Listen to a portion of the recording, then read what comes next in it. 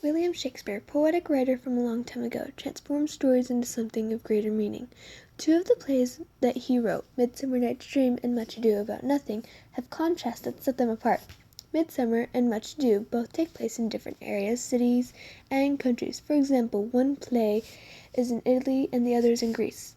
They both explain different types of ways to love, like true love or love at first sight.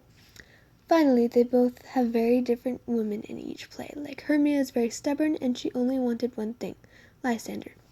The difference in places is extremely vital to set moods and creativity to each separate play. Midsummer is placed in Athens, Greece, where there is a kingdom with a forest. There are fairies in the forest, and in the kingdom there is a wedding that will be happening on the next moon, and 3 couples will get married.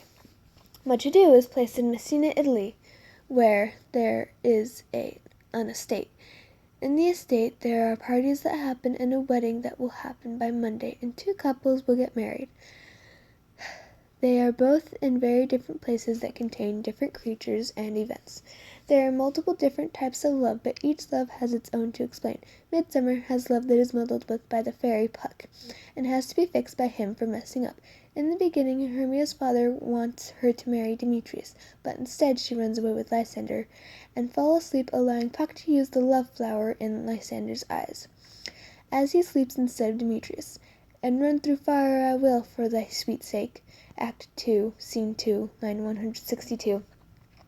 As Lysander speaks to Helena in this way, she believes that he is messing with her.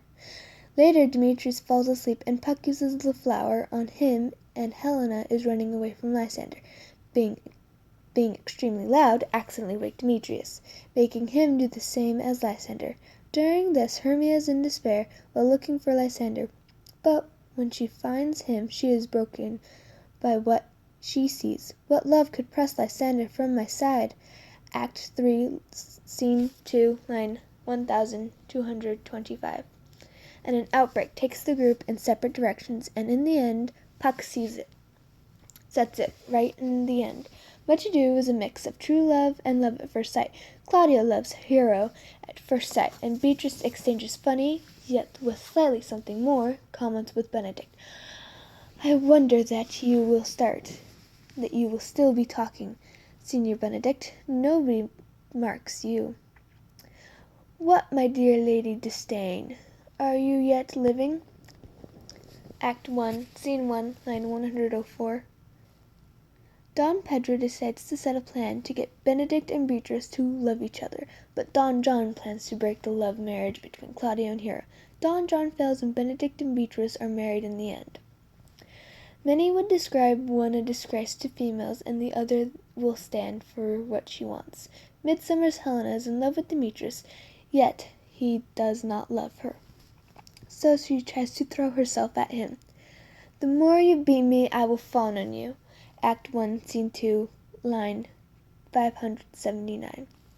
She does not care what he does to her. She just wants him to love her instead of Hermia. Much Ado's Beatrice stands up with comments to insult Benedict, but he throws his own back at her. Though her family and friends tell lies about Benedict loving her, yet they end up together. In conclusion, these plays, Midsummer Night's Dream and Much Ado About Nothing, are not similar. The proof is in 3 things: place, love, and women that have differences. From Athens, Greece to Messina, Italy, there are many miles and shapes of differences.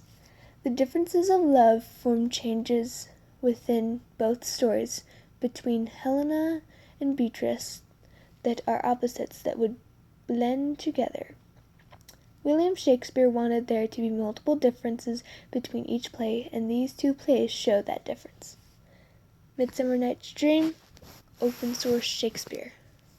Much Ado About Nothing, open source Shakespeare.